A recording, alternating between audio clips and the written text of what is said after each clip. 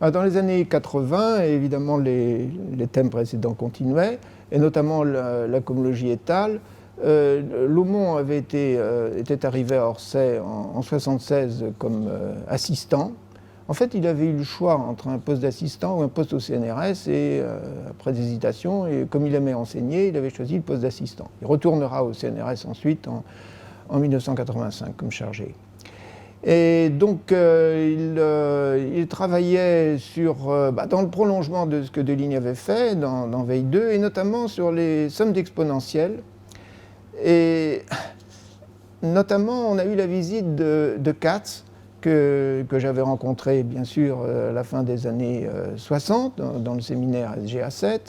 Mais il était venu à Orsay, il y a passé quelques mois, et il a fait un cours sur les sommes d'exponentielles, qui a été rédigé par Laumon et qui a conduit à un volume d'Astérisque. En même temps, on suivait bien sûr les séminaires de Deligne aussi sur la cosmologie adique ou d'autres sujets. Et puis j'ai dit que la plupart des thèmes continuaient, donc il y avait non seulement les ladiques, mais il y avait le p-adique. Le p-adique, c'était autour du complexe de de Ramwitt. Il y avait beaucoup de questions ouvertes. Donc j'ai travaillé avec Reynaud là-dessus. Et puis on a eu la visite de Nygard, on a eu la visite d'Ekedal, qui ont apporté des contributions tout à fait essentielles. Donc c'était une période faste à ce moment-là. Mais j'ai dit que par ailleurs, il y avait quelqu'un qui était venu dans les années 80 et qui avait, en quelque sorte, finalement changé la physionomie de l'équipe. Et bien, ce quelqu'un, c'est Coates. Coates avait démontré en 77 ou 78, je ne me rappelle plus, avec Wiles, il avait démontré un cas de la conjecture de Birch et Swinnerton-Dyer pour les courbes elliptiques à multiplication complexe. Et du coup, Poitou, qui était toujours à Orsay, avait dit « Ah, mais c'est formidable, il faut qu'on recrute Coates à Orsay. » Et effectivement, Coates est arrivé. Je pense en 78, et il est resté jusqu'à 1985. Ensuite, il a été à l'école normale de 85 à 86, juste un an, et ensuite il est retourné à Cambridge. Mais dans son court passage à Orsay, il a fait beaucoup. D'abord par ses élèves, par les thématiques qu'il a introduites, et puis aussi les recrutements qu'il a proposés. D'abord,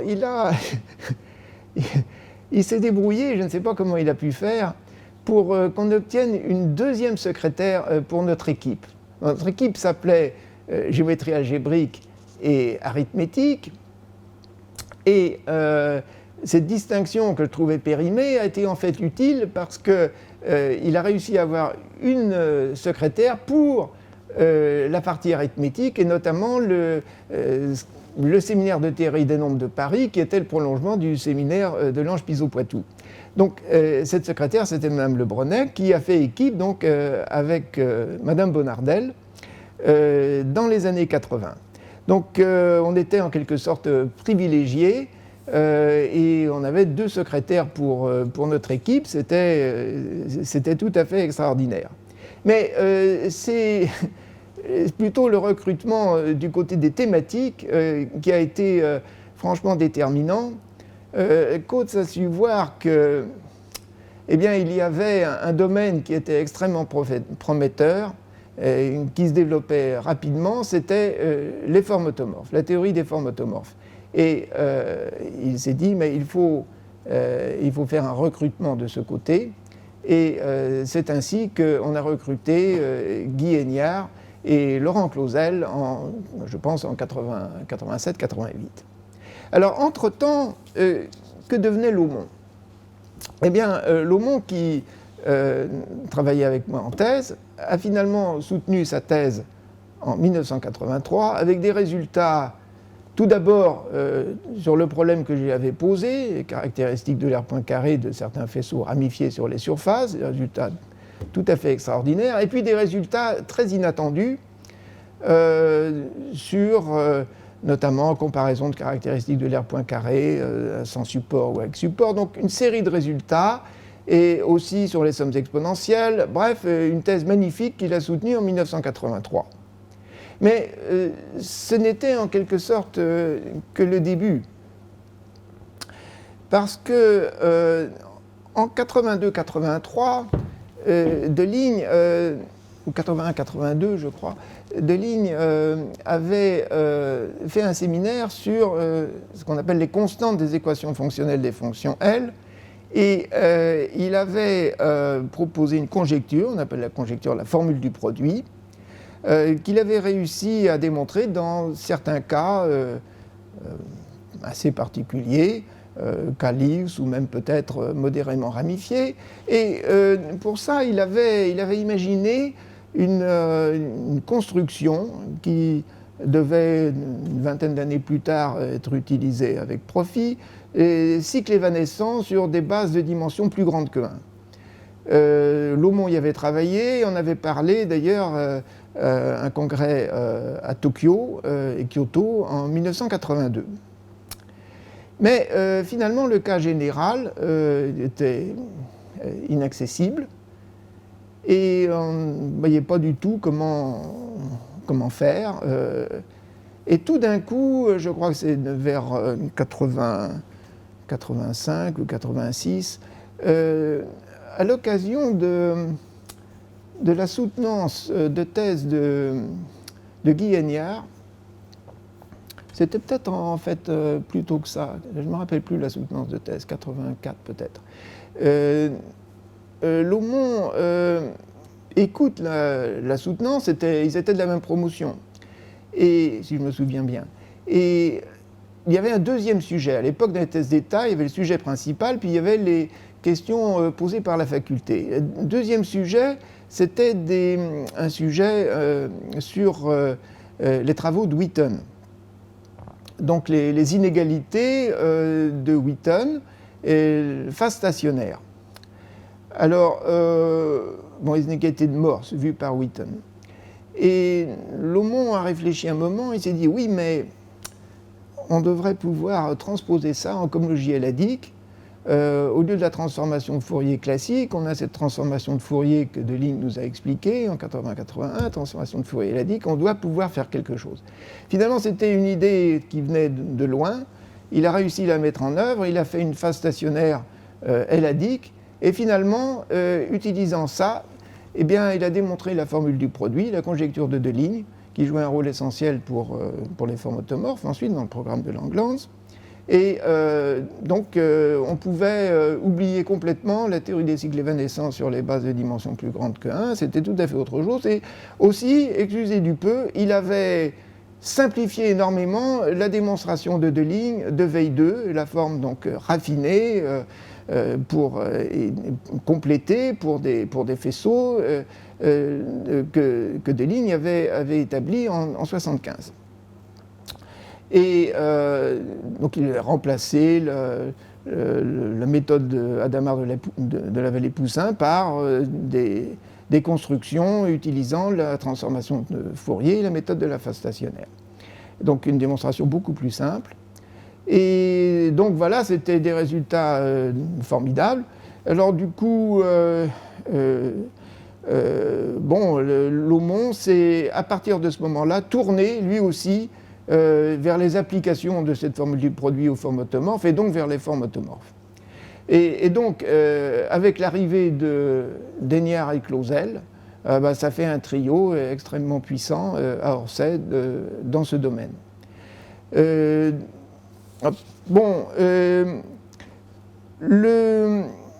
PADIC continuait, mais c'est plutôt à partir de 88-90 qu'il y aura des choses à Orsay avec l'arrivée de Fontaine. Mais entre-temps, je voudrais dire qu'il s'était passé quelque chose. J'ai parlé de la conjecture de Veil, mais en 1983, Faltings avait démontré la conjecture de Mordell. Je pense qu'il avait bénéficié du séminaire Spiro sur les pinceaux et des idées de Spiro, mais évidemment, il y avait des idées tout à fait nouvelles à lui. Et il y avait dans sa démonstration un point important qui était en fait dû à des résultats de Raynaud, ce qu'on appelle les groupes de type PPP, enfin tout au moins dans son article, les groupes de type PPP, des résultats sur déterminants ou discriminants plutôt, d'un groupe de barsotité, d'un groupe de P divisible ou barsotité tronquée, donc des résultats de Raynaud qui jouent un rôle clé. Et Spiro a fait à ce moment-là, en 1983, un séminaire à l'école normale sur la démonstration de Faltings. Raynaud y a fait des exposés, il y a eu donc des améliorations par rapport à ce que Faltings avait fait. Et je dois dire qu'il y avait une certaine continuité parce que un point important dans le résultat de Raynaud, c'était l'existence de déformations de groupes P divisibles, de barsotité, comme on dit, qui avait été finalement établie par Grothendieck dans son cours au Collège de France en 1970, en s'appuyant en dernier ressort sur le résultat de ma thèse. Donc il y avait une certaine continuité. Donc on a eu Faltings, on a eu Laumon, et le Péadique, il y a eu, j'ai dit, Nygard qui était arrivé, et puis Ekedal qui a résolu des questions qui paraissaient intordables sur le complexe de Ramvit, et puis qui ensuite est parti à Stockholm, et puis qui a fait autre chose. Alors il y avait également un mathématicien qui, dans son coin, faisait des choses importantes, mais qui n'était pas vraiment reconnu à l'époque, c'était Philippe Robat, qui est malheureusement décédé très jeune. Je crois qu'il est mort en 1988. Et dans les années 2000, ces constructions, ce qu'on appelle l'anneau de Robat, ont joué un rôle essentiel, notamment dans la théorie de Hodge-Péadique, dans les travaux de Fontaine. Alors, du point de vue de la vie de l'équipe, il y a quelque chose qui s'était produit. Donc, Raynaud avait dirigé l'équipe jusqu'en 1983. Et en 1983, il m'avait passé le témoin, et donc je dirigeais l'équipe. En 1984, on s'est dit que ce serait bien d'avoir un séminaire, mais cette fois pas un séminaire à thème, un séminaire où on ferait parler les gens qui ont des résultats importants, récents, donc avec un orateur qui change chaque semaine. Et a été ainsi créé le SAGA, le séminaire d'arithmétique et géométrie algébrique, qui avait lieu donc tous les mardis. Au début, il y avait assez peu d'orateurs, peu de monde, et puis ça s'est amplifié, et c'est devenu une institution, et c'est, si j'ose dire, et c'est encore un séminaire très actif aujourd'hui. Alors, il avait une particularité, ce séminaire, le SAGA, que les témoins de l'époque se rappellent bien. Après, les exposés étaient le mardi, donc de 4h à 5h. Après l'exposé, il y avait du thé, et puis après l'exposé, le conférencier était invité à dîner dans un bon restaurant. Donc j'étais en charge du choix du restaurant. Et évidemment, je choisissais des restaurants où l'on mangeait bien, et parfois des restaurants étoilés, des restaurants qui étaient un petit peu chers. On n'avait aucun crédit, donc on y allait de notre poche, et bien sûr le conférencier était lui invité, et donc on se partageait l'édition. Alors, ça a très bien marché au début, mais au bout d'un certain temps, j'ai constaté qu'un certain nombre de collègues, ils étaient désolés, mais ils avaient des enfants à aller chercher à l'école, ou ils ne se sentaient pas bien ce jour-là, ou ils avaient un empêchement quelconque. Finalement, les dîners chics à Paris se sont arrêtés parce que les gens ne voulaient plus payer. Mais c'est un peu dommage. Mais c'est vrai qu'à Orsay, il n'y avait pas d'endroit vraiment idéal pour faire un pot de séminaire. Donc voilà, ça c'est pour la petite histoire, mais ce séminaire a joué un rôle important, plus un rôle social plutôt que les séminaires comme les séminaires à thème où on apprenait vraiment des maths. Alors maintenant, je dois dire que il y a une petite chose qui s'est produite en 87. Je travaillais sur... Fontaine, l'œuvre de Fontaine grossissait. Avec Messine, ils avaient démontré des cas particuliers importants en dimension supérieure des fameuses conjectures de comparaison, Hochstedt, de Rham, etc. Et j'étudiais leurs travaux. Il y avait Fontaine, il y avait Lafaille, Cato aussi qui était venu. Et donc, j'étudiais tout ça. Et puis, un jour, je me suis aperçu que il y avait un résultat assez curieux de décomposition d'un complexe de Rham en caractéristiques positives, sous certaines hypothèses restrictives, bien sûr. Et apparemment, ce n'était pas connu, c'était bizarre. Et ça entraînait... ça avait des conséquences assez étonnantes. Par exemple, le théorème de dégénérescence de Hodge en caractéristique nulle. Et j'en ai parlé à Deligne qui m'a dit « Ah oui, mais en fait, tu veux un relèvement péadique, mais un relèvement modulo P2 suffit. » Bref, la démonstration s'est même encore simplifiée. Et finalement, ça a été un résultat... quasiment élémentaire, de démonstration élémentaire d'un théorème difficile d'analyse qui était la dégénérescence de Hodge. Et puis, du même coup, Raynaud, qui pourtant prétendait ne rien comprendre au spectral, avait su les faire marcher pour en déduire aussi théorème d'annulation de Kodera en caractéristique nulle, par réduction à la caractéristique P où en principe il est faux. D'ailleurs, il avait donné un contre-exemple, mais avec certaines hypothèses de relèvement et de dimension. Donc, c'était une chose magnifique et qui a été beaucoup imitée après. Les relèvements modulo P2, décomposition de Rham, ça a été, pour moi, ça a été un grand plaisir de découvrir ces choses-là. Et je les ai racontées, je les ai fait raconter par beaucoup d'élèves après. Alors, maintenant, j'en viens aux années 90.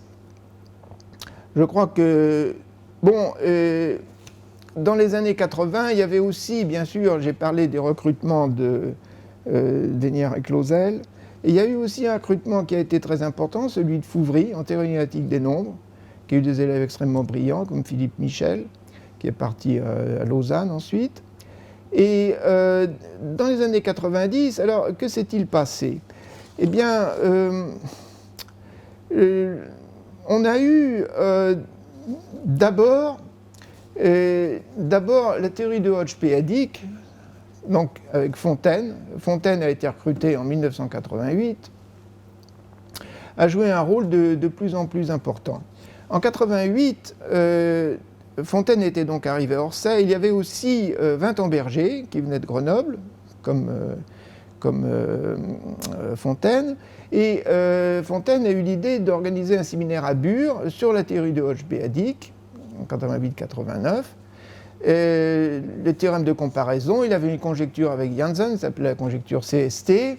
Et on a travaillé beaucoup. Cato était là, Mézeur, Raynaud. Il y a eu un séminaire extrêmement actif.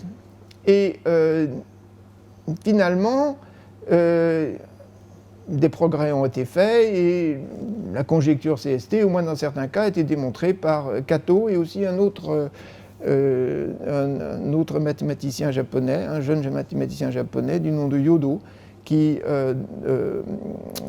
malheureusement dans les je crois que c'est en 89, en janvier, mis fin à 6 jours, et donc il a disparu. Donc c'était quelqu'un de très brillant, mais on a eu ce beau séminaire, et en 89, bon, il y a eu, en juillet, il y avait, je me rappelle, un séminaire à Oberwolfach, et j'étais dans le train avec Fontaine pour Oberwolfach, donc pour Strasbourg, puis Oberwolfach, et on parlait du séminaire et des constructions autour de cette fameuse conjecture CST, et on a eu l'idée de faire une nouvelle construction en géométrie algébrique qu'on a appelée structure logarithmique. Alors, j'avais dans ma valise une petite machine mécanique.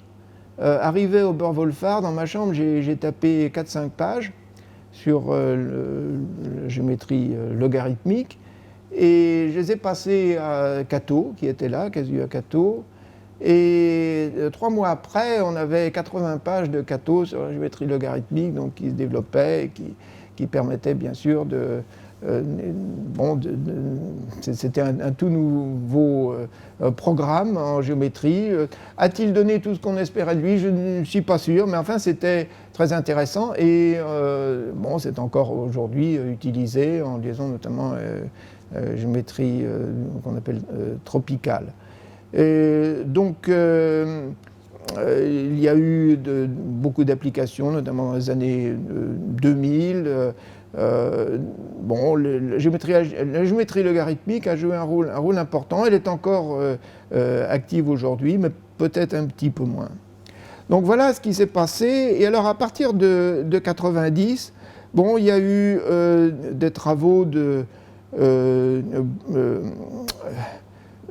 Fontaine et Bernadette Perrin-Riou, qui était l'élève de Coates et qui était chez nous, et qui a fait des travaux avec Fontaine sur la conjecture de bloc Cato. On a eu bien sûr, il y a eu aussi la conjecture de Fontaine-Mézeur, et puis bon, une chose importante, mais sur lesquels les progrès ont été pour le moment pas très grands.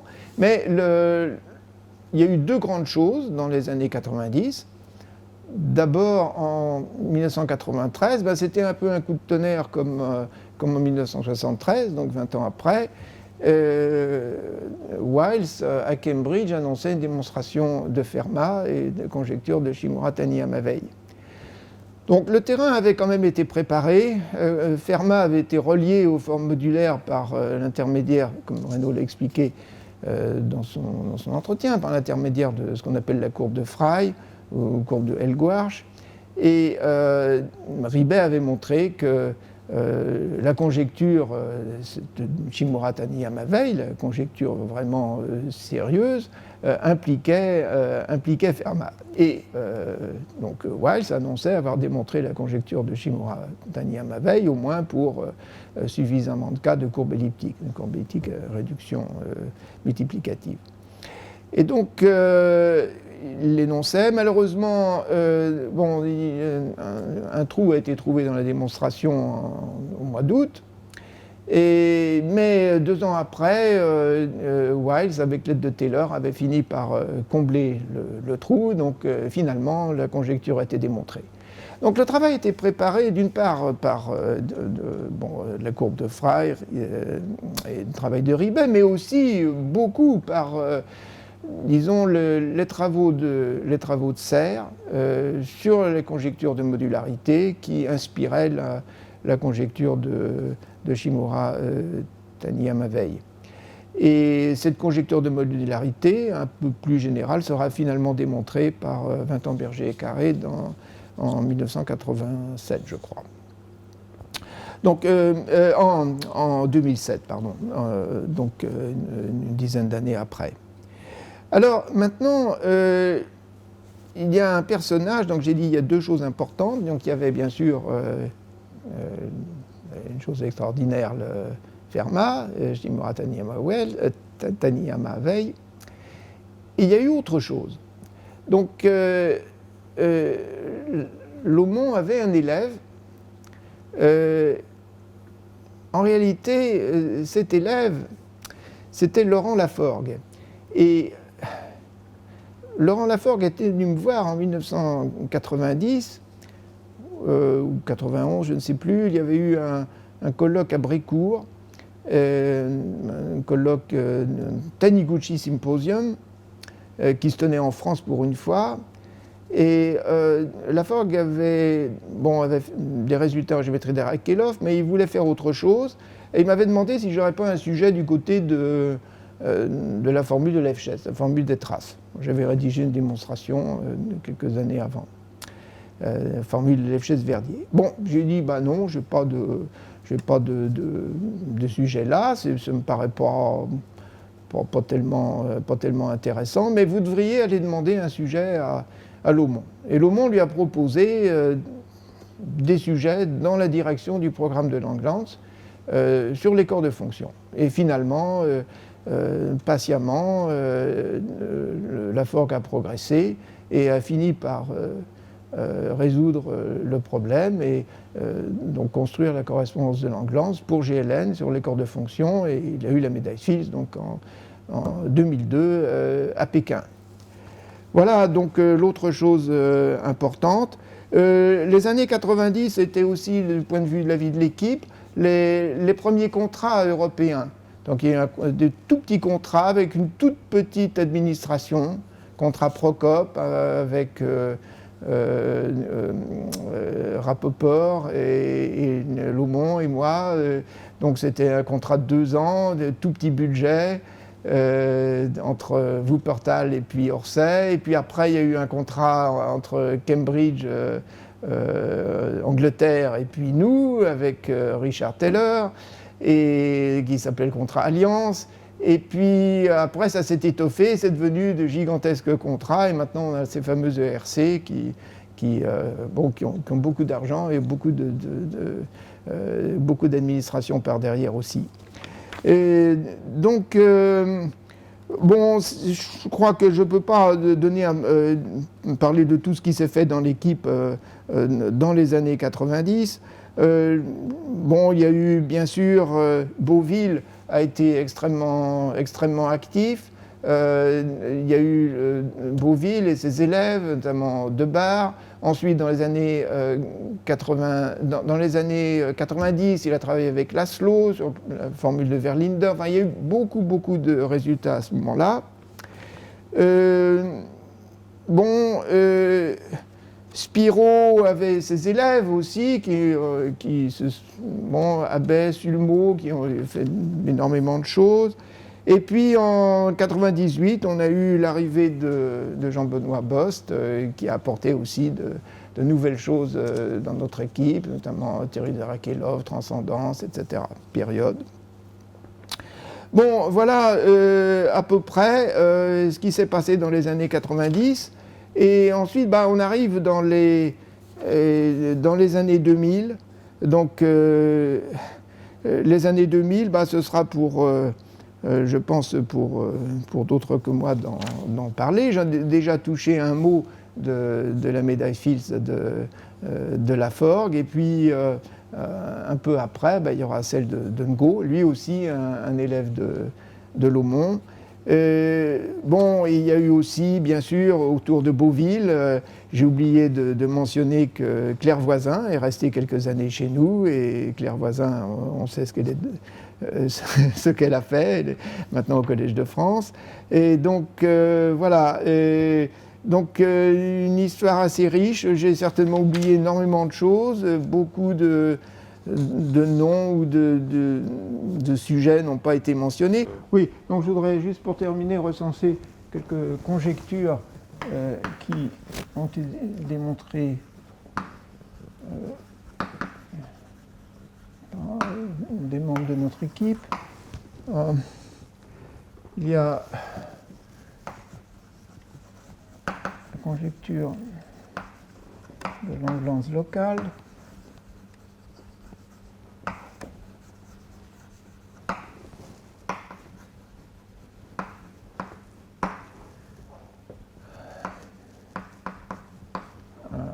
caractéristique positive d'abord. Ça c'est Laumon, Rapoport.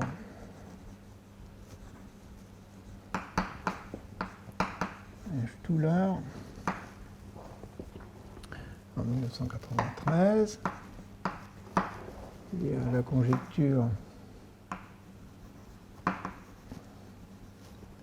je vais mettre peut-être pour GLN de K, pour GLN de K en caractéristique nulle.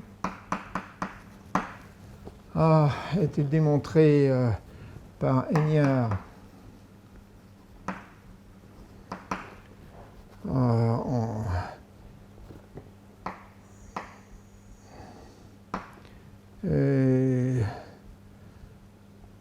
2000 et indépendamment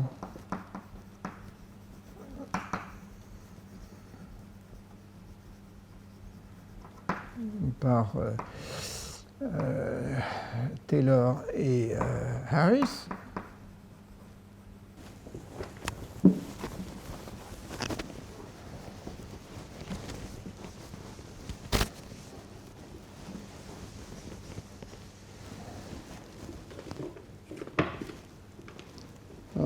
Conjecture de Shafarevich.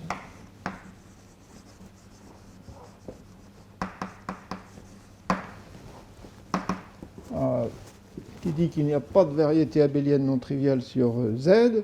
C'est démontré par Fontaine, alors qu'il était à Grenoble et qu'il est venu dans notre équipe 3 ans après. Il y a la conjecture dont j'ai parlé, de ligne.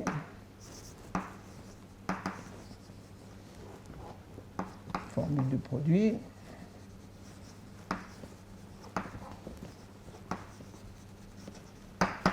Qui a été démontré par Laumon en 1987. Et la conjecture de Manning et Mumford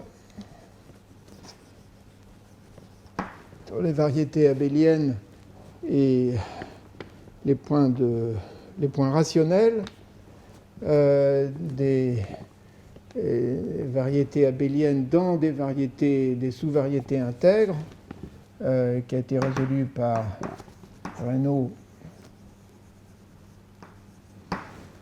en 1983.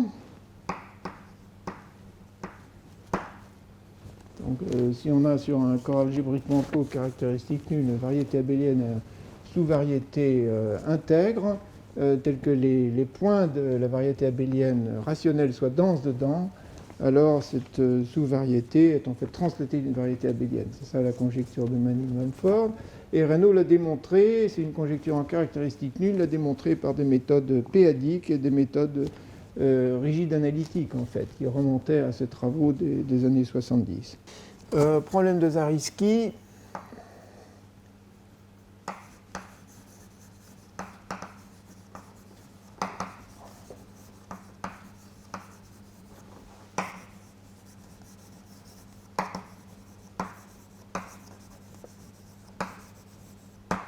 Donc c'est l'existence de variétés instablement rationnelles, non rationnelles,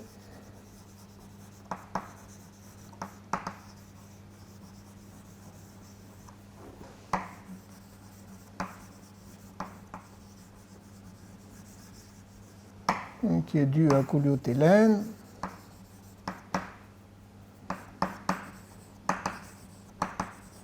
Bourvil.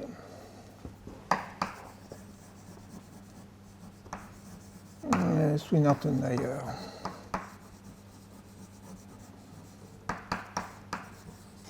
Ça, c'est en 1985.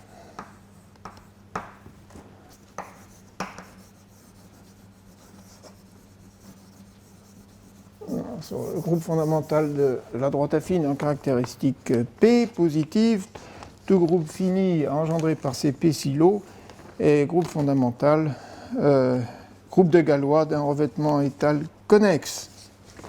Donc résolu par Reynaud en 1994.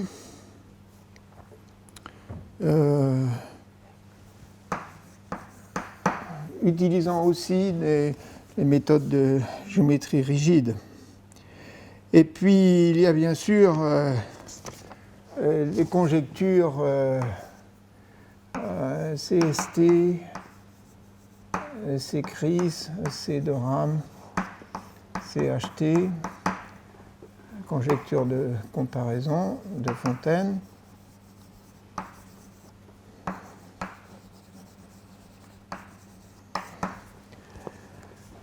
Qui ont été résolus partiellement d'abord par Fontaine-Messing,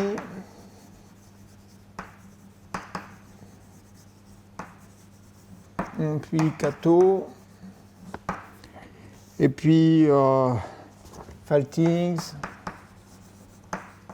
peut-être ici.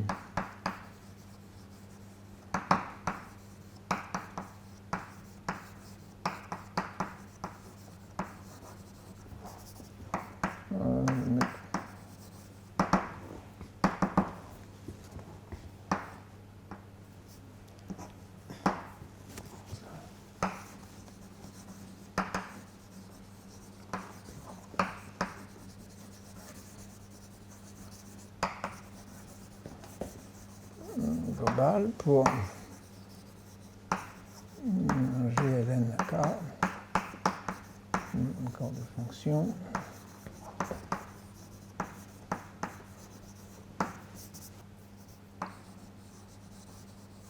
Laurent Laforgue, 2001.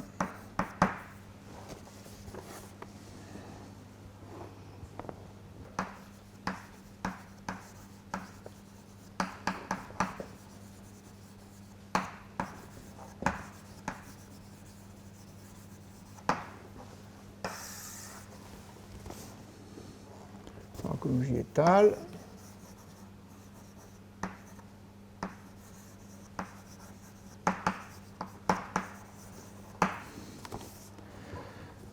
Bon, pharmacologie étale avec mes élèves et puis Laumont et les siens. Bon, géométrie en caractéristique P.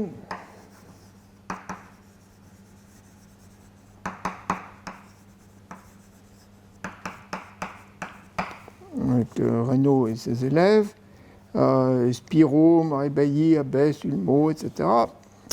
Homologie de Rame et homologie cristalline.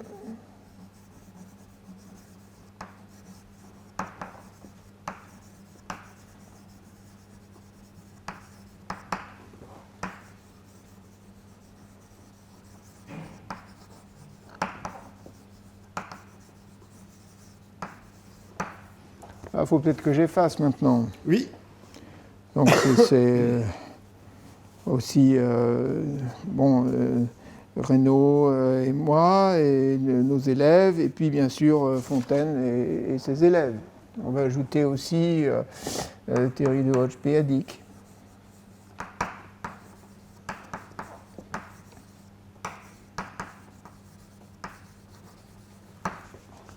Alors maintenant, je peux effacer ? Oui, allez-y. Alors, bon, je donne un peu en vrac. Et, la géométrie complexe.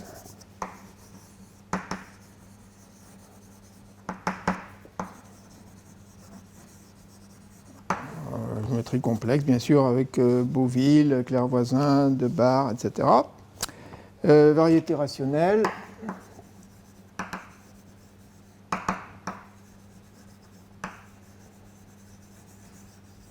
Colliothélène et ses élèves, ou ses collègues, et désingularisation. J'en ai parlé un tout petit peu, donc c'était Giraud et ses élèves. Désingularisation.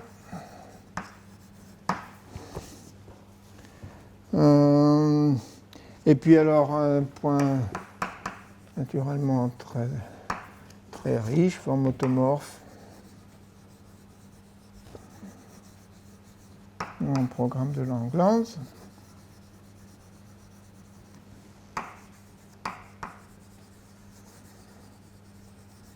Avec Laumont, Héniard et Clausel.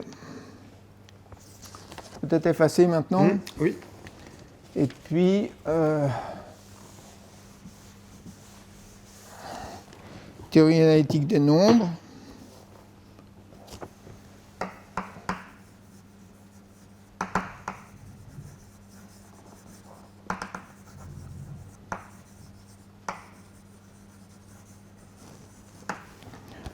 Avec Fouvry et ses élèves, notamment Philippe Michel. Voilà.